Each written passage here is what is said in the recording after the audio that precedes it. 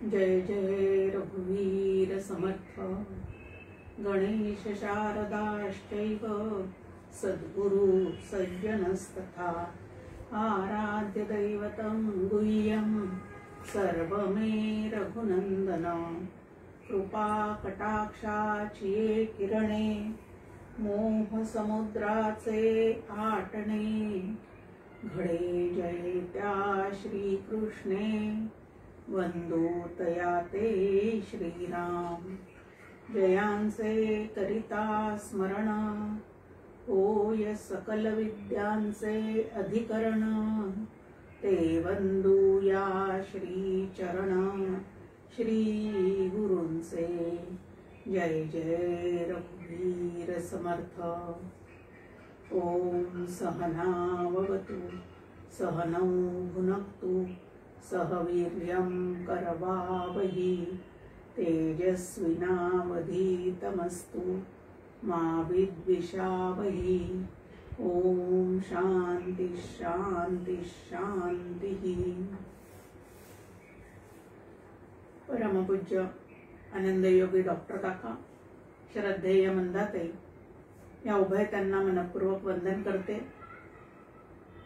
गुरुदेव यमदेव आणि सत्शिष्य नचिकेत या उभय त्यांनाही मनपूर्वक वंदन करते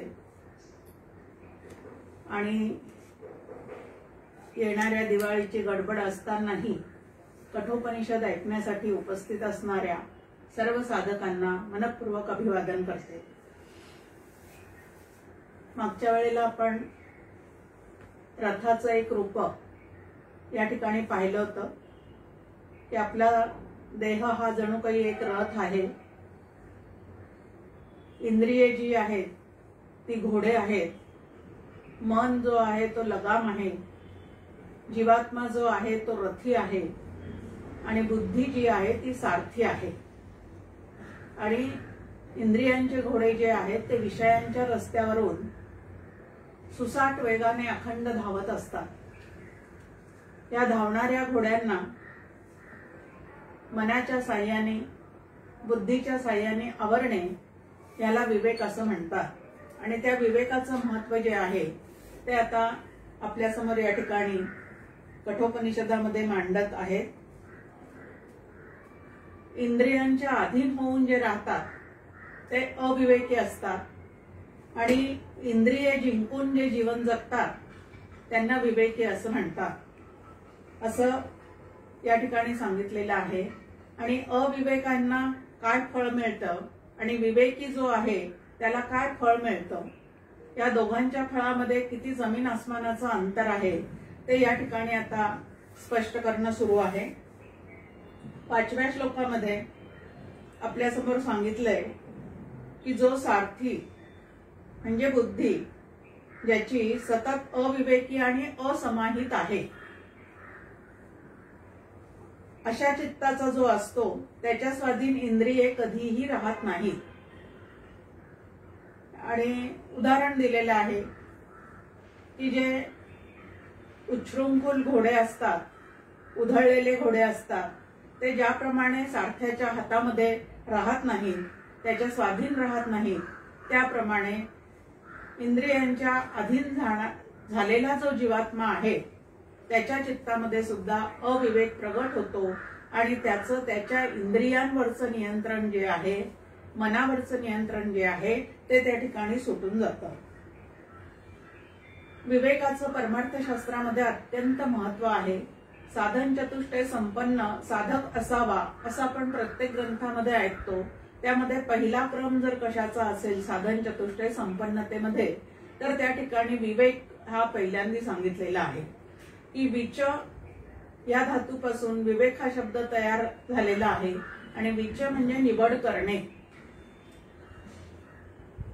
आणि ह्या निवडीचं स्वातंत्र्य नरदेहात आलेल्या जीवाला भगवंताने देऊन ठेवलेलं आहे, तेव्हा त्याचा योग्य उपयोग करून त्याने आपलं जीवन जे आहे ते सार्थकी लावण्याचा प्रयत्न केला पाहिजे।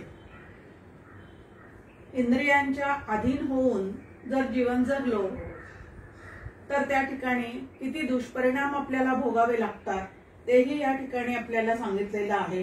अविवेकी लोकांचं वागणं जे आहे ते कशा पद्धतीचं असतं, तर या ठिकाणी आपल्यासमोर मांडणी केलेली आहे. अतिशय सुंदर अशा डॉक्टर काकांच्या ओव्या या ठिकाणी आहेत की परी सारथी अविवेके श्रेय प्रेय निर्णय निके तो कैसे ने आवरू शके इंद्रिय अश्व. इंद्रिय अश्व म्हणजे इंद्रियांचे घोडे जे आहेत, ज्याच्या बुद्धीने श्रेय प्रेय विवेक केलेला नाही, जाणलेला नाही किंवा जाणून घेण्याचा प्रयत्नही केलेला नाही, असा जो जीवात्मा आहे तो या इंद्रियांना, विषयांच्या रस्त्यावरून धावणाऱ्या इंद्रियांना बाजूला करू शकत नाही आणि मग त्याचं जीवन सुद्धा फरफटत त्यांच्या मागे पूर्णपणे धावण्यातच निघून जातं. अविवेक जो आहे तो तुम्हाला आम्हाला कशा प्रकारचा अडथळा करतो, त्यासाठी संत साईबाबांचा एक श्लोक आपल्या समोर आहे की साधुषु मूढ संगश्च विद्वत्सु कृषिकर्मच स्त्रीत्वं तु ब्रह्मचर्ये चा विवेको ज्ञानीनाम तथा. ती साधूंना मूर्खाची संगत जी आहे ती संगत या परमार्थाकडे जायला विरोध करत राहते. सतत त्यांच्याकडून काहीतरी त्यांना त्रास दिला जातो साधू वृत्तीच्या लोकांना आणि त्यांच्या परमार्थामध्ये अडथळा निर्माण करण्याचा हे मूर्ख लोक जे आहेत ते सतत काय करत राहतात, तर प्रयत्न करत राहतात. सर्व संतांचे जर आपण चरित्र पाहिले तर सगळ्या संतांच्या चरित्रामध्ये असे त्यांना नाठाळ असणारे, मूढ असणारे असे लोक त्यांना भेटलेले आहेत आणि ते त्यांच्या या परमार्थाच्या मार्गामध्ये सतत विघ्न आणण्याचा प्रयत्न करतात, हे आपण त्या चरित्रामध्ये पाहतो. अतिशय बुद्धीने विद्वान आहेत, पण तरी पोटापाण्याची जर व्यवस्था योग्य तऱ्हेने करता येत नसेल तर त्या विद्वानांना सुद्धा त्यांचं जे जीवन आहे ते मोलमजुरी करण्यामध्येच वाया घालवावं लागतं.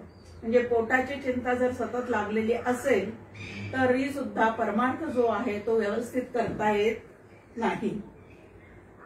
ब्रह्मचर्य व्रत पाळून ध्यान साधना, योग साधना करणारे असे जे व्रतस्थ राहतात त्यांना स्त्री प्रलोभनाने कधीतरी अडथळा निर्माण केला जातो.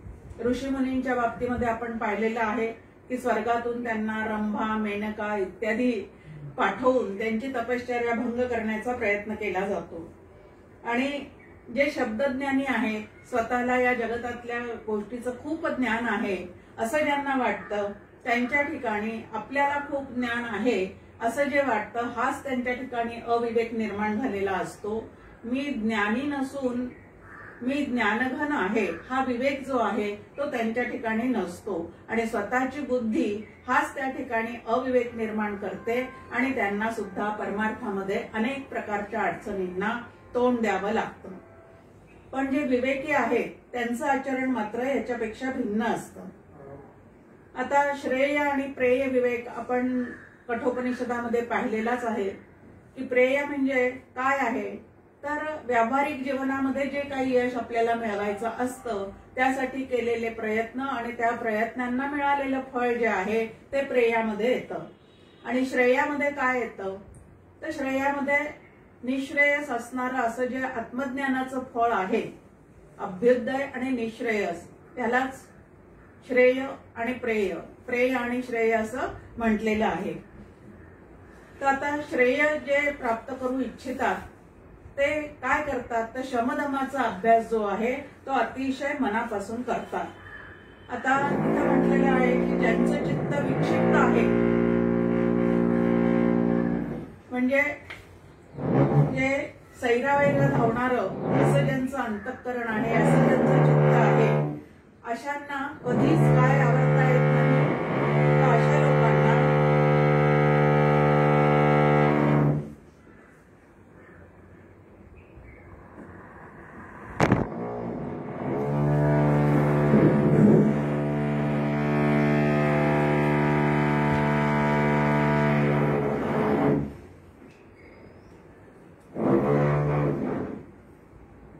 सैराट पद्धतीने धावणारं मन, सैराट पद्धतीने चित्त बुद्धी हे ज्या वेळेला विस्कळीत पद्धतीने विचार करतात, म्हणजे त्यांच्यामध्ये वैचारिक प्रदूषण भरपूर निर्माण झालेलं असतं, त्याही इंद्रियांचे अश्व म्हणजे इंद्रियांना ताब्यात घेणं, इंद्रियांना आपल्या पद्धतीप्रमाणे वागवणं हे त्या लोकांना जमत नाही.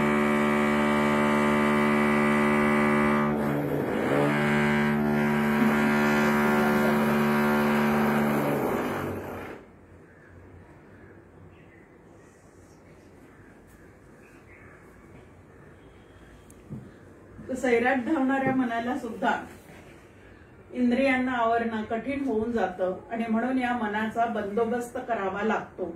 आणि मनाचा बंदोबस्त करण्यासाठी समर्थ रामदास स्वामींनी आपल्यासमोर 205 मनाचे श्लोक लिहून ठेवलेले आहेत. त्याचा आपण जरूर विचार करायला हवा. इथं म्हटलेलं आहे की नरदेह हे इतकं सुंदर असं एक शरीररूपी यंत्र तुम्हाला आम्हाला मिळालेलं आहे. नरदेहात जन्म घेणं म्हणजे मोक्षाचं द्वार खुलं होणं आपल्यासाठी असं म्हटलं जातं. मग इतका सुंदर नरदेह आपल्याला प्राप्त झालेला आहे, कुठलंही व्यंग त्याच्यामध्ये नाही. मन, बुद्धी, चित्त हेही व्यवस्थित काम करणारे आहेत, हे सगळं आहे. पण तरी सुद्धा मन जे आहे म्हणजे बुद्धी सुद्धा विद्वानाचे विचार साठवून ठेवणारी आहे, पण मन जर माकडचाळे करणारं असेल तरी सुद्धा हे इंद्रिय आपल्याला ताब्यात घेता येत नाही. रथ सुंदरही मिळे तया दिव्य अश्वही जुळे, परी कैसेनी मरकट वळे एक मार्गी. की माकडासारखं ते जर सतत उड्या मारणारं असेल, आता हे मन कशावर उड्या मारणार? तर ह्या विषयातून सुख मिळेल, त्या विषयातून सुख मिळेल असं करत ते क्षणभरही स्थिर राहत नाही आणि चंचल होऊन जातं. त्यावेळेला ते इंद्रियांचे घोडे जे आहेत ते अनावर होऊन जातात. इंद्रिये ती मनाधीन, मनबुद्धीचे स्वाधीन, जय बुद्धीची हीन दीन, चावटी इंद्रिया.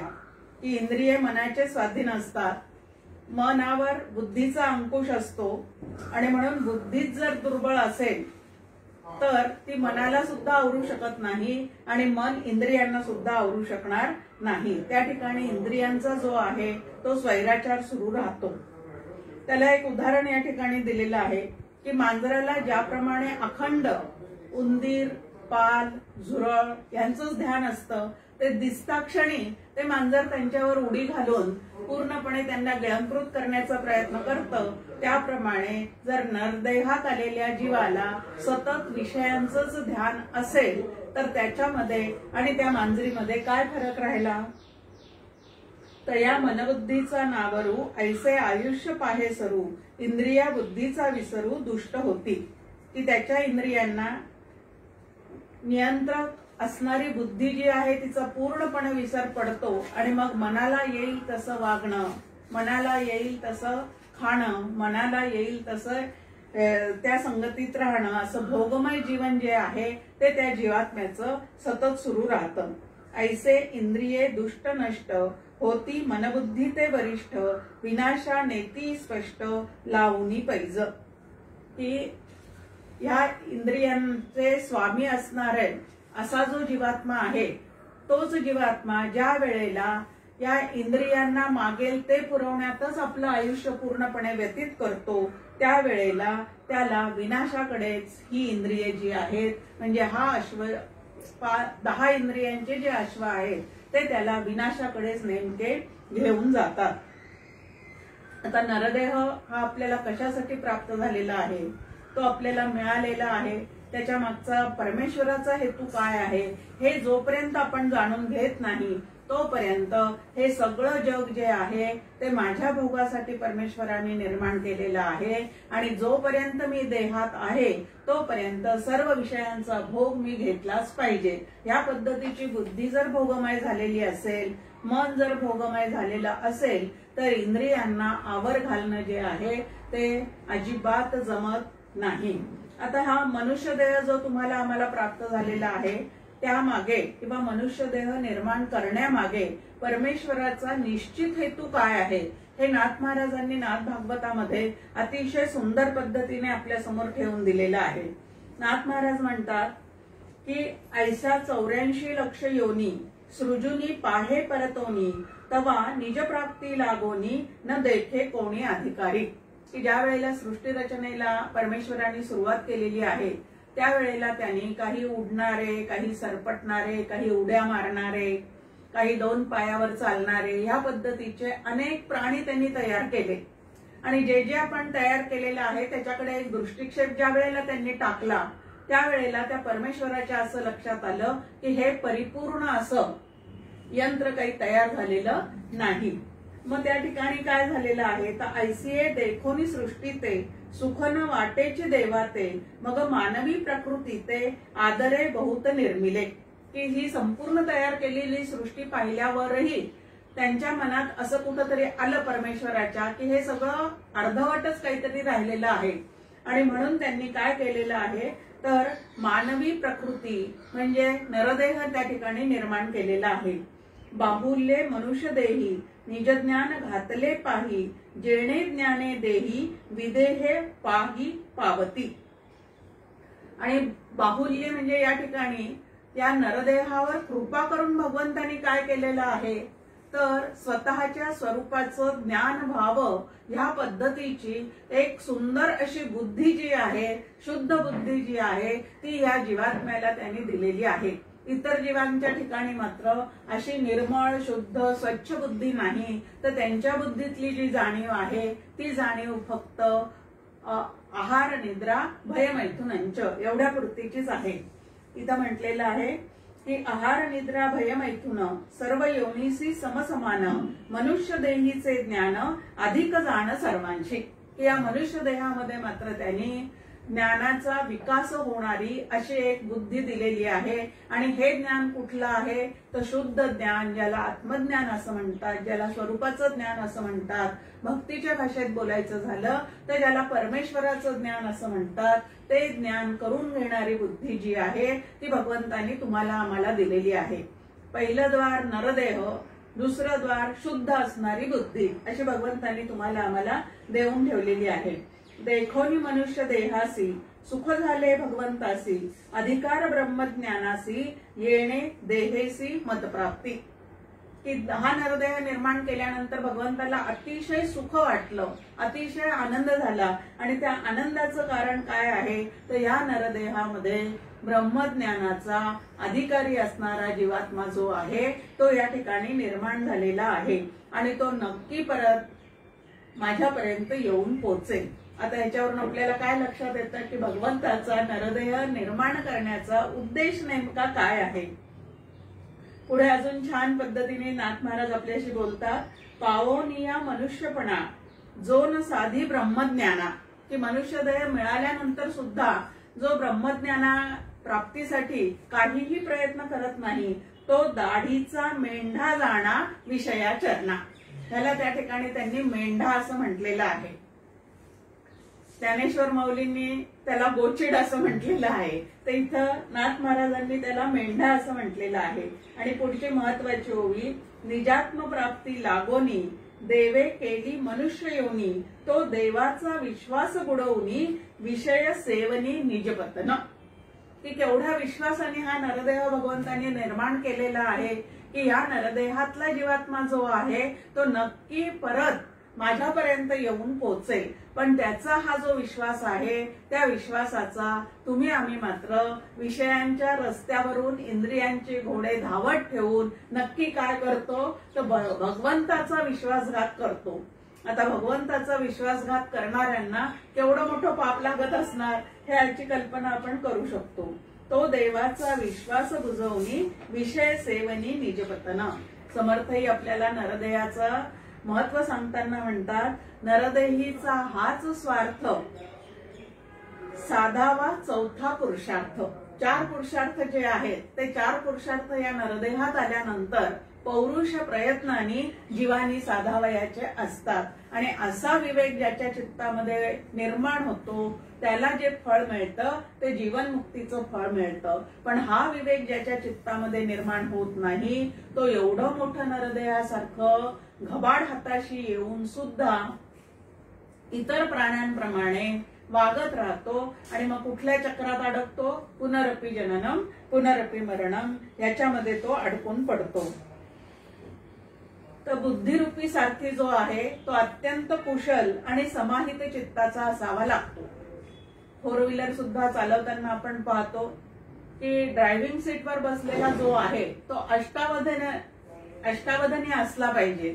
त्याला सर्व गोष्टीची व्यवस्थित माहिती असली पाहिजे की एक्सिलेटर दाबल्यानंतर काय होतं, क्लच दाबल्यानंतर काय होतं, ब्रेक दाबल्यानंतर काय होतं, स्टिअरिंग बाजूपेक्षा डावीकडे उजवीकडे वळवलं तर काय होतं, लाईटचे जे हे आहेत ते जर व्यवस्थित दाबले गेले नाही इंडिकेटर तर त्याचे परिणाम काय होतात, वेग जास्ती वाढवला तर त्याचा परिणाम काय आहे. मग आता तिथला तो कोण आहे? सारथी आहे. त्या गाडीचा जो चालक आहे म्हणजे चालवणारा आहे तो त्या ठिकाणचा सारथी असतो. त्याला जर ह्या सर्व गोष्टीचं ज्ञान नसेल तर ती गाडी तुम्हाला आम्हाला सुखाचा प्रवास करू देणार आहे का अजून कुठेतरी नेऊन घालणार आहे? अजून कुठेतरी ती नेऊन तुम्हाला आम्हाला घालू शकते. त्याप्रमाणे आमच्या बुद्धीवर जर संत संगतीमध्ये व्यवस्थित असं संत संगतीत राहून व्यवस्थित त्या बुद्धीला सुसंस्कृत केली नाही. दोन शब्द आपल्या समोर आहे, सुशिक्षित आणि सुसंस्कृत. परमार्थामध्ये सुशिक्षितापेक्षा सुद्धा सुसंस्कृततेला काय आहे तर जास्ती महत्व आहे. आणि मग ती जर संतांच्या संगतीत राहून सुसंस्कृत केली नाही तर ते इंद्रियांचे घोडे जे आहेत ते इतरांच्या संगतीमध्ये राहून वाटेल तसे उधळत राहतात आणि त्या जीवात्म्याला आत बसलेल्या त्या रथीला सुद्धा वाटेल तसं नाचवत राहतात. आणि म्हणून या ठिकाणी विवेक जागृतीचं अत्यंत महत्व आहे. आता हा जो विवेक आहे तो विवेक आम्हाला नेमका कशाने प्राप्त होऊ शकतो? दुसरा एक प्रश्न आपल्या समोर येतो की नेमका कशाने आमच्या चित्तामध्ये हा विवेक प्राप्त होईल? तर त्याला ज्ञानेश्वर महाराजांनी उत्तर दिलेलं आहे, चंद्र तेथे चंद्रिका, शंभू तेथे अंबिका, संत तेथे विवेका, सहजची असणे.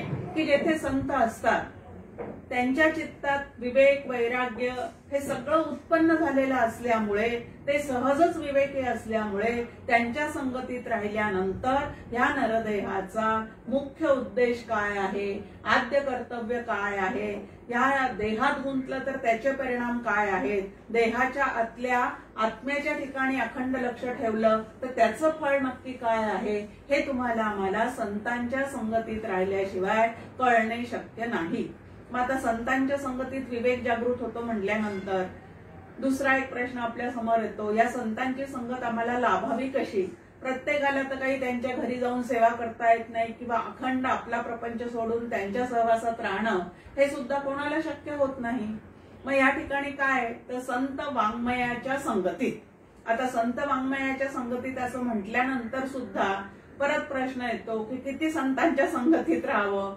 आधी आमची बुद्धी सुसंस्कृत आणि निश्चयात्मक होईपर्यंत, परिपक्व होईपर्यंत एक ग्रंथ, एक संत, एक गुरु यांचे चरण जे आहेत ते पक्के पकडून ठेवावे. आणि बुद्धीला परिपक्वता प्राप्त झाल्यानंतर मग इतरही जणांचं आम्ही ऐकलं तरी सुद्धा त्याचा जो काय दुष्परिणाम आहे तो आमच्या बुद्धीवर होऊ शकत नाही. म्हणून अगदी सुरुवातीला एक संत, एक ग्रंथ हे जे काय आहे ते दृढतेने तुम्ही आम्ही धरून ठेवलं पाहिजे.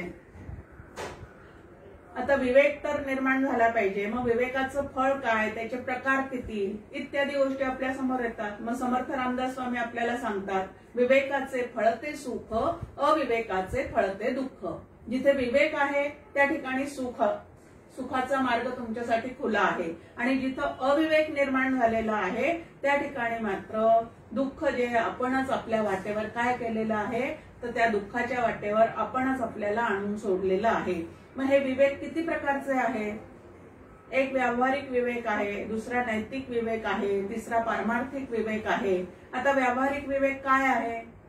समजा आपल्याला घर बांधायचं आहे, घर घ्यायचं आहे तर व्यावहारिक विवेकामध्ये कुठे चांगली लोकवस्ती आहे त्या ठिकाणी आपण आपलं काय केलं पाहिजे तर फ्लॅटसाठी बुकिंग केलं पाहिजे. कुठला बिल्डर चांगला आहे, नंतर आपल्या खिशाला किती परवडणार आहे, या सगळ्या गोष्टीचा विचार करणे त्याला व्यावहारिक विवेक असं म्हणतात. त्यानंतर नैतिक विवेक आहे, त्यामध्ये आपल्या समोर आहे की आता अनेक पक्ष आहेत, निवडणुका आल्या की ते आपापले निशाणं घेऊन त्या ठिकाणी प्रचार करायला येतात. आपल्याला प्रचार सांगतात याला मत द्या, त्याला मत द्या. पण त्या ठिकाणी सुद्धा आपल्या धर्माची जाण ज्याच्या ठिकाणी आहे त्याला मत देणं हा आपला काय आहे तर नैतिक विवेक आहे. त्यानंतर पारमार्थिक विवेक आपल्या समोर आहे आणि तो पारमार्थिक विवेक श्लोकाच्या अर्ध्या चरणामध्ये आद्य शंकराचार्यांनी मांडून ठेवलेला आहे. ब्रह्म सत्य जगन मिथ्या जीवो ब्रह्मैव नापराहा.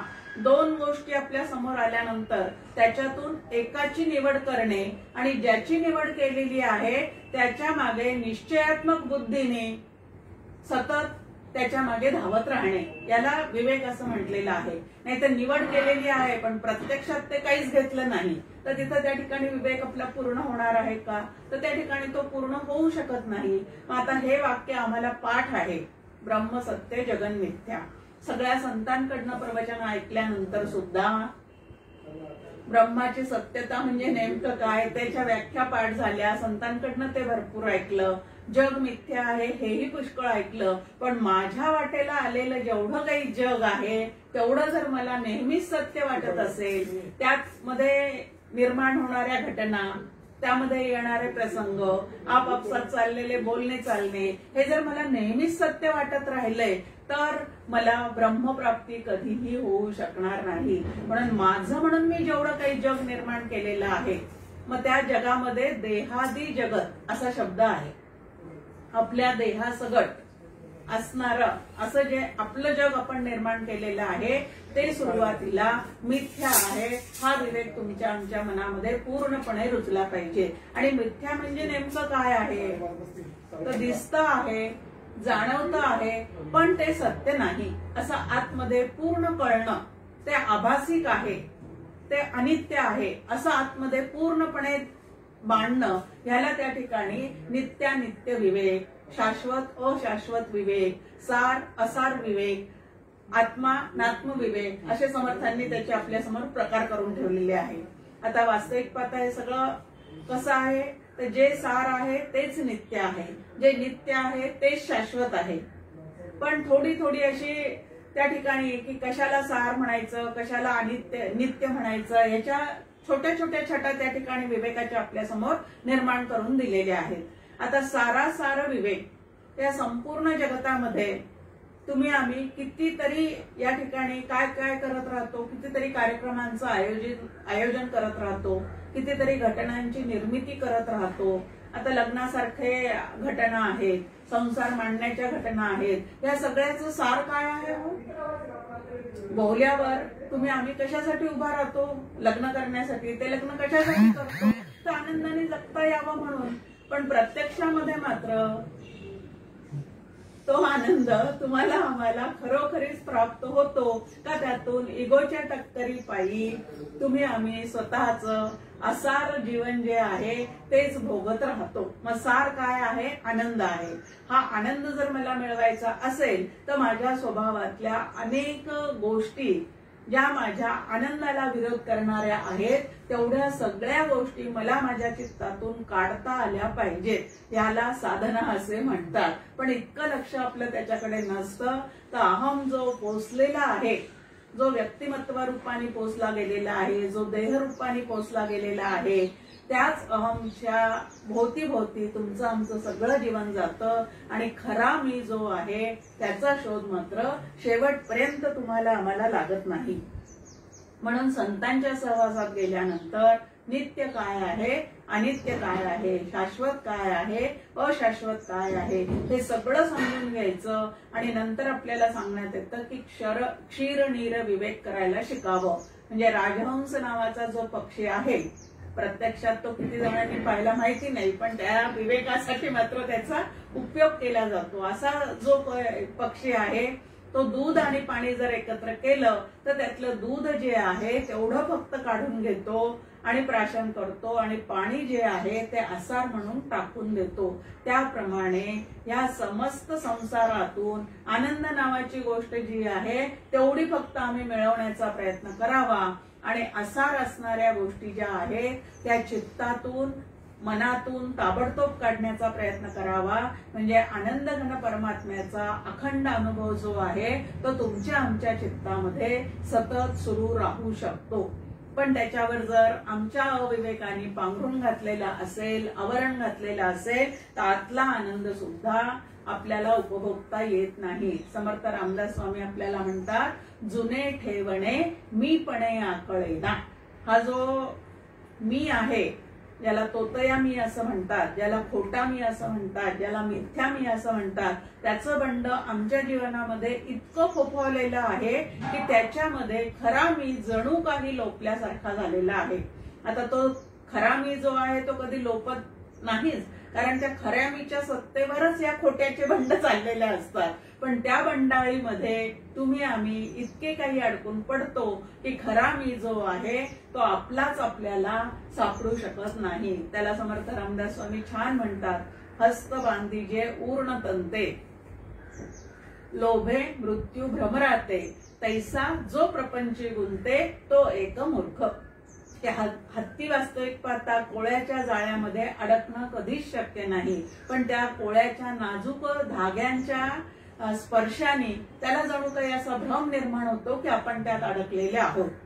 एवढा मोठा भोंगा लाकूड पोखरणारा पण कमलदलामध्ये तो अडकून पडतो, त्याला वाटतं आपण त्याच्यातून बाहेर पडू शकत नाही. त्याप्रमाणे या मायेमधून जीवाला असं वाटतं की आपण कधीच बाहेर पडू शकणार नाही, पण जीव मूळचा ब्रह्मरूप असल्यामुळे मायेची मिजाज त्याच्या पुढे चालण्याची खरोखरच शक्यता नाही. पण तरी सुद्धा समर्थ म्हणतात, खऱ्यावरी खोटे चवताळिले. खऱ्या मीवर हा खोटा मी जो आहे तो चवताळल्यासारखा सतत काही काहीतरी करत राहतो आणि खऱ्या मी पासून खोटा मी तुम्हाला आम्हाला सतत दूर दूर नेत राहतो. आणि म्हणून त्या ठिकाणी आपण काय असलं पाहिजे, तर अत्यंत सावध असलं पाहिजे.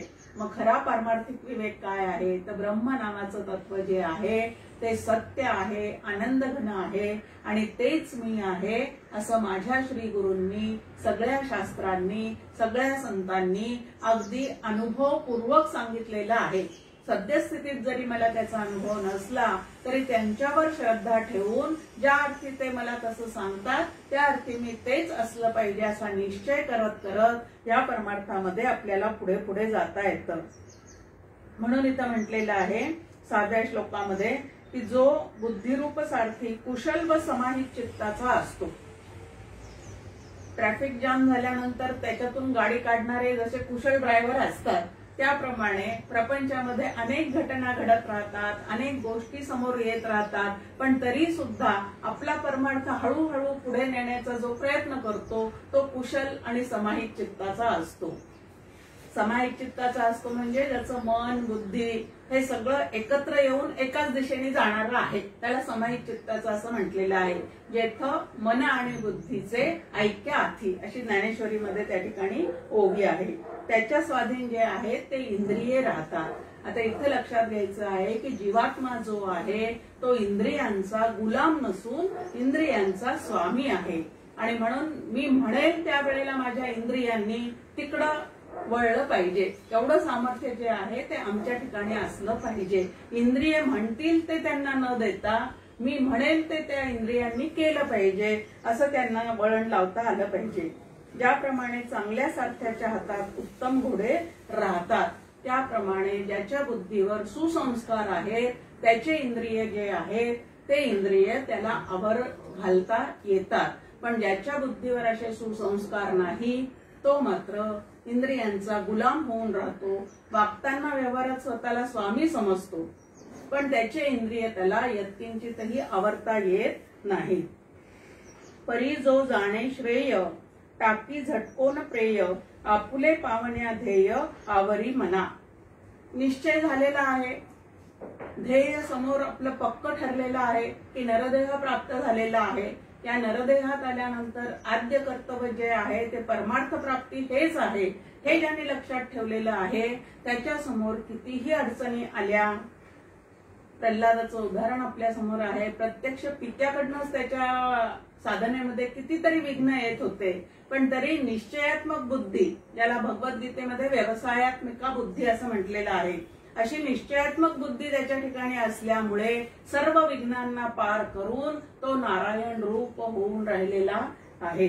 त्या पद्धतीचं ध्येय जर आपलं निश्चित झालेलं असेल तर विघ्न जे आहे ते आपल्या बुद्धीतले आपल्याला काढून टाकता येतात. पण ध्येयच जर निश्चित नसेल तर मात्र गंगा गये गंगाधार, जमना गये जमनादास याप्रमाणे होत राहतं. ऐसे समाहित जे चित्ती बुद्धीचे वचनी राहती, निमुट इंद्रिये दबती स्वाधीनपणे. की समाहित चित्ताचे साधक बुद्धीला अनुसरून, सुसंस्कृत बुद्धीला अनुसरून, परत एक वासनानुसारी बुद्धी आहे आणि दुसरी शास्त्रानुसारी बुद्धी आहे. वासनानुसारी बुद्धी जी आहे ती बुद्धी इंद्रियांच्या घोड्यांना सतत उधळायला लावते आणि शास्त्रानुसारी जी बुद्धी आहे ती मात्र स्वतः काय करते ते इंद्रियांना काबूत ठेवण्याचा प्रयत्न करते. ऐसा सारथी गभीरू आणि अश्वदमनी चतुरू, तयाचा चाले रहवरू एक मार्गी.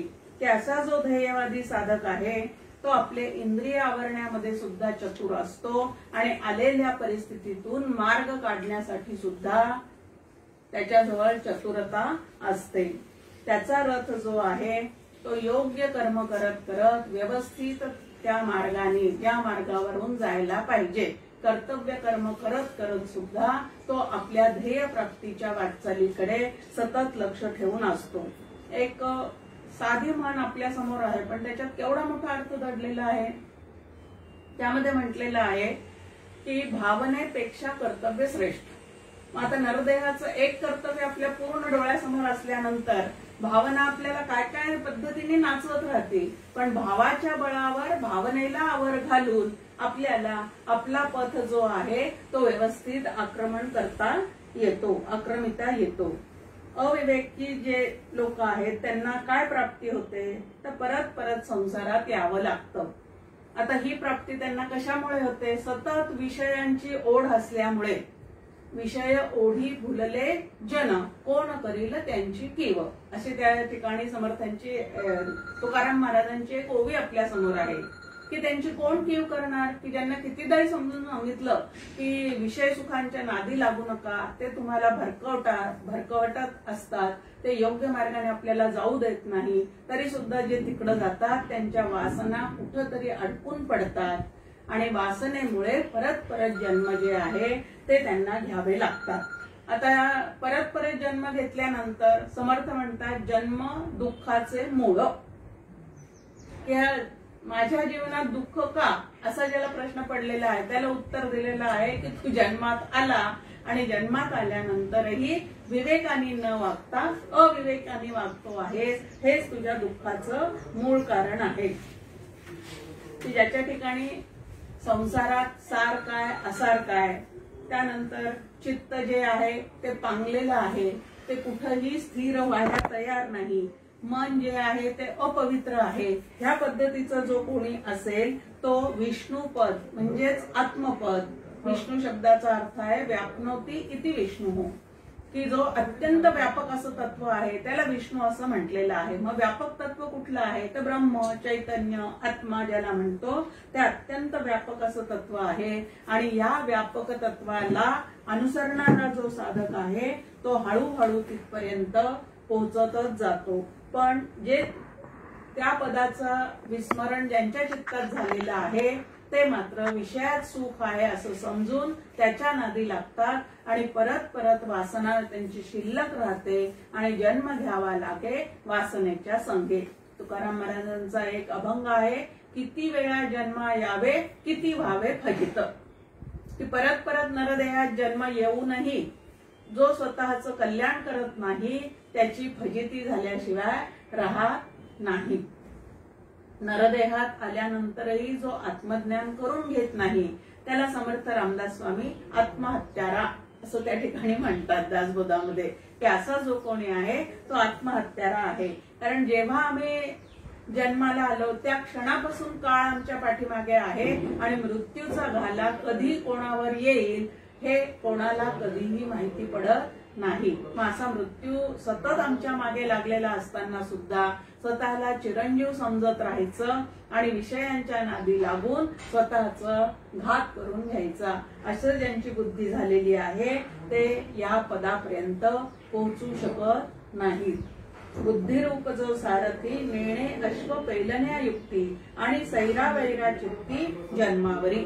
की सैर भैर होऊन अखंड जन्म पूर्ण त्याचं आयुष्य जे आहे ते ह्याच पद्धतीने त्याचं चाललेलं असतं। राग द्वेषाचे थैमान त्याच्या चित्तामध्ये सतत असतात। पंचविषयाचं चिंतन, शब्द स्पर्श रूप रस गंध, हा असं बोलला, तो तसं बोलला, मी त्याच्याकडे जेवायला गेले तर त्याने मुद्दामच मला न आवडणारा पदार्थ केला, या पद्धतीचं जे चिंतन आहे ते चिंतन तुम्हाला आम्हाला परमार्थ तत्वापासून खूप दूर नेणारं आहे आणि दुःख देणारं आहे। हे जर आपल्याला पटलं तर आपण ह्या पद्धतीने वागणार नाही। रथस्वामी नामधारी सारथी बसे उरावरी, नेई भयान कातारी संसार रूप, की जीवात्मा जो आहे तो नामधारीपणाने त्या शरीरामध्ये बसलेला आहे, पण त्याची बुद्धिरूपी जी सारथी आहे ती जर अविवेकी असेल तर नको त्या ठिकाणी, इथं काका म्हणतात की त्याच्या छातीवर बसून त्याला संसाराच्या जंगलामध्ये काय करून टाकते ती बुद्धी, वासनानुसारी बुद्धी तुम्हाला आम्हाला त्या अरण्यामध्ये नेऊन सोडून देते, आणि शास्त्रानुसारी बुद्धी जी आहे ती मात्र तुम्हाला आम्हाला परमपदापर्यंत घेऊन जाणारी आहे। आता अविवेकाला परत परत संसाराची प्राप्ती असं फळ सांगितलेलं आहे, तर विवेकी जो आहे तो परमपद मिळवतो असं 8व्या आणि 9व्या श्लोकामध्ये आपल्या समोर या ठिकाणी मांडणी केलेली आहे, की जो विज्ञानवान आहे, समाहित चित्ताचा आणि सदा पवित्र असतो। आता इथं विज्ञान शब्दाचे 2 अर्थ आपल्या समोर आहेत। समर्थांनी विज्ञान शब्दाचा अर्थ स्थिर ज्ञान असा केलेला आहे, आणि ज्ञानेश्वर माऊलींनी येरू प्रपंच ते विज्ञान, प्रपंचाविषयीची सगळी जाण याला त्यांनी विज्ञान म्हटलेलं आहे। आता या ठिकाणी दोन्ही पद्धतीने आपल्याला ते अर्थ स्वीकारता येतात, की प्रपंचाचं अनित्यत्वाचं ज्ञान जर आपल्याला असेल तर आपलं मन तिथं आपल्याला म्हणजे पूर्णपणे रमणार नाही, आणि दुसरं की परमार्थाचं स्थिर ज्ञान झाल्याशिवाय आपलं मन परमार्थाकडे पूर्णपणे लागणार नाही, आणि म्हणून दोन्ही अर्थ स्वीकारून आपण आपल्या पद्धतीने त्याचा विचार करू शकतो। तर जो असा स्थिर ज्ञान बुद्धीचा आहे, म्हणजे ज्याचं मन बुद्धी हे स्थिर आहे, गंभीर आहे, ऐसेनी गभीरपणे स्थिरावलेनी अंतःकरणे, की ज्ञानेश्वरीत सांगितलेल्या विचारांचा तुमच्यावर पूर्णपणे पगडा बसावा किंवा ते तुम्हाला पूर्णपणे समजावं असं जर वाटत असेल तर श्रोत्यांना ज्ञानेश्वर माऊली म्हणते त्यांनी कसं असावं, तर ऐसेनी गंभीरपणे उच्छृंखल मनाला, हे गंभीर विचार जे, आता इथं गंभीर शब्दाचा अर्थ गंभीर चेहरा करून बसणारा नाही, तर सखोल सूक्ष्म असणारे असे जे विचार आहेत ते विचार आकलन होण्यासाठी अंतःकरण वृत्ती कशी पाहिजे, तर स्थिर पाहिजे, चंचल असून चालत नाही। म्हण आहे आपल्या समोर, उथळ पाण्याला खळखळाट फार, आवाजच जास्ती करते पण प्रत्यक्षात मात्र त्याला त्या ठिकाणी काही प्राप्त होत नाही। तिसरं सांगितलेलं आहे, एक सांगितलं स्थिर चित्ताचा, दुसरं सांगितलेलं आहे समाहित चित्ताचा, म्हणजे मन बुद्धी चित्त या सगळ्यांचं ध्येय एकच ठरलेलं असलं पाहिजे, नाही तर बुद्धी निर्णय वेगळाच घेते, मन अजून काहीतरी तिसरा संकल्प करतो, चित्त अजून चौथंच काहीतरी धारण करतं, ह्या पद्धतीचं जर सगळं वेगळं वेगळं असेल तर तो प्रवास सुखाचा होणार नाही। आणि तिसरं सांगितलेलं आहे अत्यंत पवित्र, आता सगळ्यात पवित्र, सगळ्यात शुद्ध, सगळ्यात निर्मळ असं फक्त एकच तत्व आहे, ज्याला शास्त्राच्या भाषेमध्ये ब्रह्म आत्मा असं म्हणतात आणि भक्तीच्या भाषेमध्ये ज्याला परमेश्वर असं म्हणतात। आणि त्याचं जर अखंड अनुसंधान असेल तर ते तत्व पवित्र असल्यामुळे, भगवंत पवित्र असल्यामुळे त्याच्या अनुसंधानात राहणारा सुद्धा हळूहळू काय होत राहतो, निर्मळ आणि पवित्रच होत राहतो। कारण तुमच्या आमच्या मनाचा स्वभाव काय आहे, ज्याच्या संगतीत ते राहतं त्याप्रमाणे ते होत राहतं। एक गाणं आहे पहा, पाणी रे पाणी तेरा रंग कैसा, जिसमें मिलाए लगे उसे जैसा, तसं मनाचा रंग सुद्धा असाच, जे ज्याच्या संगतीत राहतं त्याप्रमाणे ते होत राहतं, आणि म्हणून मनाला सदैव संतांच्या संगतीत ठेवण्याचा प्रयत्न केला पाहिजे। आणि असा जो असतो त्याला त्या नित्य पदाची प्राप्ती होते, आणि एकदा ती प्राप्त झाली की तद्धाम परमम मम असं भगवंत म्हणतात, की ते माझं मुख्य धाम आहे, आणि ते धाम ज्याला प्राप्त झालेलं आहे तो पुनरपि जननम पुनरपि मरणम अशा याच्यामध्ये स्वतःच्या संकल्पाने कधीही येत नाही। आता संतांचे सुद्धा अनेक जन्म आपल्या समोर सांगितलेले आहेत, पण आता संतांचे जन्म हे परमेश्वर कार्यासाठी परमेश्वराच्या संकल्पातून परत परत होत राहतात. त्यांना मात्र स्वतःच्या संकल्पाने ते जन्म नाहीत. तुमचे आमचे सामान्यांचे जन्म मात्र आपल्या वासनेतून निर्माण झालेले आहेत आणि त्यांचे जन्म जे जर परत झालेले असतील, आपण म्हणतो हा त्याचा अवतार, तो त्याचा अवतार, असं जर आपल्याला वाटत असेल तर ते अवतार रूपाने परत परत येतात. ते भगवंताच्या कार्यासाठी, भगवंताच्या संकल्पातून. आणि ज्या मनुष्याला विवेकी असा बुद्धिरूप सारथी लाभलेला असून जो मनरूप लगाम हातात ठेवणारा असतो, तो या संसारातून पार होऊन त्या विष्णू पदाला सुद्धा प्राप्त करून घेतो. आता मनुष्याला विवेक जागृतीसाठी स्वतःच्या ठिकाणी किती प्रयत्न केले पाहिजे. आता विवेक जागृतीसाठी सतत नाम. एक ओवी आहे ज्ञानेश्वर माऊलींची की असे विवेकाचे डोळे ज्या महात्म्याचे उघडतात त्याच्या प्रत्येक इंद्रियांना ते विवेकाचे डोळे लागतात. म्हणजे काय करावं, काय करू नये, हा जो काही विचार असतो तो सहजच त्याच्या मनात आलेला असतो. की बाहेरून कुठून कोणी त्याला कोंबून तो भरवलेला आहे असं त्या ठिकाणी अजिबात नसतं. तर सहजपणे त्याचे जे स्फुरण आहे ते शास्त्राला अनुसरणारं, संतांना अनुसरणारं असंच त्याच्या ठिकाणचं ते सगळं काय चाललेलं असतं, तर वागणं चाललेलं असतं. परी श्रेय असे सुजान निवडी नित्यानित्य पूर्ण इंद्रिया धाक दारुण जयाचा असे. ही श्रेय आणि प्रेय यामध्ये श्रेष्ठ काय आहे हे ज्यांनी विवेकाने जाणून घेतलेलं आहे त्याच्या ठिकाणी नित्य काय अनित्य काय ह्या विषयीच्या सहजच त्याच्या स्फुरणातून त्या गोष्टी निर्माण होतात आणि इंद्रियांना नको तिकडं ते कधीही वळू देत नाहीत. आणि असे जे जीवात्मे आहेत ते हळूहळू संत, महात्मे, ऋषी, साधू या गटामध्ये मोडतात. ते जे आहेत ते त्या गटामध्ये मोडतात. ते सहजच कशाची निवड करतात तर नित्याची निवड करतात. मना आत्म्याचे मनन, चित्ता आत्म्याचे चिंतन, बुद्धी निश्चय धरून आत्मा वसे. त्याला समाहित चित्त असं म्हणतात. की मनाने सतत आत्म्याचं चिंतन चाललेलं आहे, चित्तामध्ये सतत आत्म्याचं चिंतन आहे आणि बुद्धीने निश्चय केलेला आहे की मला आत्मरूपच व्हायचं आहे. असं जे चित्त, मन, बुद्धी हे सगळं एका ठिकाणी आले की त्याच ठिकाणी अहंकार सुद्धा सहजच येऊन जातो. अशी ज्ञानेश्वर माऊलींची एक ओवी आहे की उचललेल्या प्राणा सरसी इंद्रिये रिगती जैसी तैसे मनबुद्धीपासी अहंकारू ये. त्या ठिकाणी अहंकार जो आहे त्याला वेगळं वळण लावण्याचं काम पडत नाही. मग काम कशाला लावायचं आहे? मन, बुद्धी आणि चित्त यांना जे आहे ते काय करायचं आहे तर एकमेकांच्या हातात हात घालून ते सगळे चालले पाहिजे. आणि असं जर केलं नाही तर ही चांडाळ चौकडी जी आहे ती त्या जीवात्म्याला कुठं ढकलत राहते तर परत परत जन्म मरणाच्या प्रांतामध्ये तुम्हाला आम्हाला ढकलून देते. आत्मा जितका विमळ मनी तितुकाची निर्मळ ऐसा पवित्र निश्चळ राहे जो सदा. की आत्मा जसा विमल आहे त्याला जसा द्वंद्वाचा स्पर्श नाही. आत्मा विमळ आहे म्हणजे नेमकं काय आहे? त्याला कुठलाच मळ लागलेला नाही. मग तुमच्या आमच्या ठिकाणी कुठले मळ आहेत? द्वंद्वाचे मळ आहेत, त्रिपुटीचे मळ आहेत, विकार, काम, क्रोध, लोभ, मद इत्यादी विकारांचे मळ आहेत आणि भेदाचा मोठा मळ आहे. भेदाभेद अमंगळ आपल्या समोर आहे की भेद जे आहे, भेददृष्टी हीच अत्यंत अमंगळ आहे. आणि असं ज्याचं मन आहे त्याला आत्मा प्राप्त होत नाही. पण जो आत्म्यासारखं स्वतःला भेदाभेद रहित करून ठेवतो, जो स्वतःच्या अंतःकरणाला सतत शुद्ध ठेवण्याचा प्रयत्न करतो.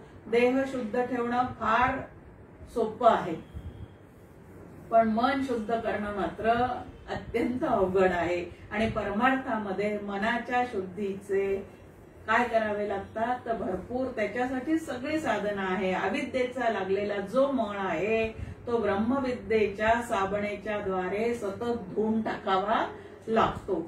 तो परत परत अनंत जन्माचे संस्कार असल्यामुळे परत परत तेच अविद्येचे संस्कार मनामध्ये उमटत राहतात.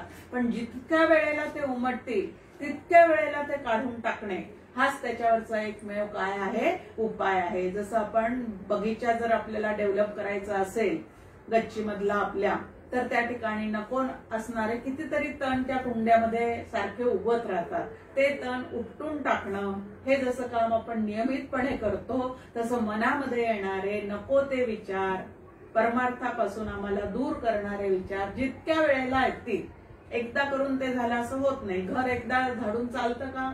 नवीन बांधलं, एकदा झाडलं, एकदा पुसलं, आता परत करणार नाही. रोज धूळ बसते, रोज ते जसं कर्म करावं लागतं, तसं मनाचं सुद्धा स्वच्छतेसाठी नित्य उपासना, नित्य नाम, नित्य ध्यान, काहीतरी यातलं रोज करावं लागतं. त्यावेळेला ते मन त्या आत्म्या इतकं निर्मळ, शुद्ध, स्वच्छ होतं.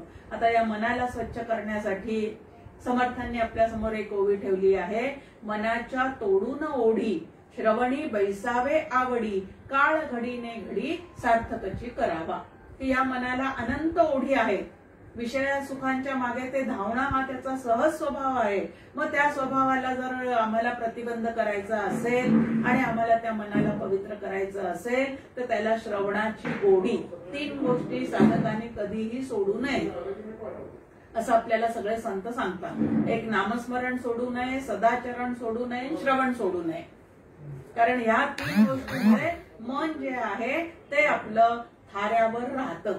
आणि ह्या 3 गोष्टी सोडून ज्या वेळेला आपण राहतो, त्यावेळेला ते मन वाऱ्यावर उडून जातं. आणि म्हणून या मनाला ताब्यात ठेवण्यासाठी आपल्याला ज्ञानेश्वर माऊली सुद्धा एक ओवी सांगतात. तू मन हे मी चितरी, माझी भजनी प्रेम धरी, मज एका ते नमस्कारी निरंतर.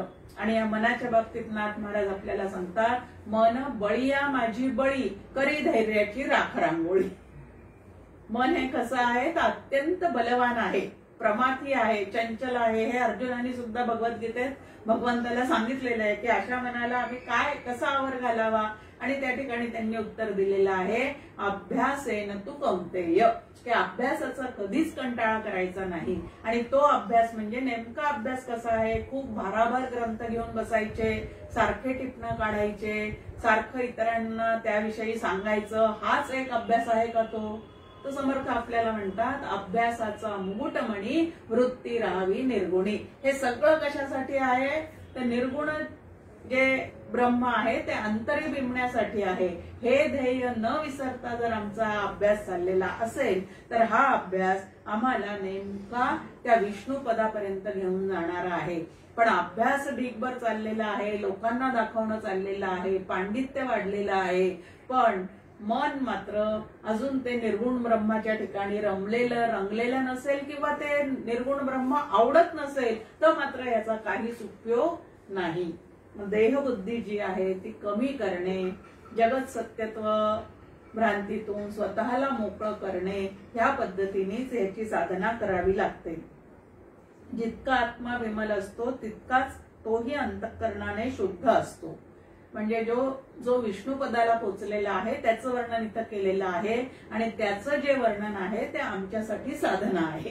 की जो विष्णू पदाला पोचलेला आहे तो कसा असतो तर आत्म्या इतकाच विमल असतो. म्हणून ब्रह्मविद ब्रह्मैव भवती अशी आपल्या समोर श्रुती आहे की जो ब्रह्मरूप झालेला असतो तो त्याच्या देहासगट, त्याच्या संपूर्ण वागण्यासगट ब्रह्मरूपच असतो. मग तो तसा असतो, तो तसा कसा झालेला आहे याचं चिंतन करता करता आम्ही त्याच पद्धतीने जर साधना केली तर आमचं अंतःकरण सुद्धा अत्यंत शुद्ध होत जाईल. आणि शुद्ध अंतःकरण झालं की समर्थ आपल्याला म्हणतात, नासे अज्ञान दुःख भ्रांती, शीघ्रची येथे ज्ञानप्राप्ती. ती ज्ञानप्राप्ती बाहेरून कुठून व्हायची नाहीये. डॉक्टर काका नेहमी सांगतात, हे जे आत्मज्ञानाची प्राप्ती आहे त्याला नित्याची प्राप्ती, जे प्राप्त आहे तेच पुनरपी प्राप्त होणार आहे. पण सद्यस्थितीमध्ये मात्र ते जणू काही हरवल्यासारखं झालेलं आहे. आणि हरवलेलं हे जे आत्मसुख आहे ते शोधण्यासाठी आपण कठोपनिषदाचा अभ्यास करतो आहोत. तया अढळपणाचे लेणे, जेथोनी मागे न फिरणे, ऐसे विष्णुपद पावने सहजची असे. ऐशिया विष्णुपदी वैसता, माया बंधची नुरे तत्वता, तया ये वासुदेवता सर्वव्यापी. विवेकी असणाऱ्याला फळ सांगितलेलं आहे, त्याला सर्वत्र सदा समत्वानी ब्रह्म व्यापून असलेलं दिसतं. भरला घनदाट हरी दिसे, हे एक आपल्या समोर आहे.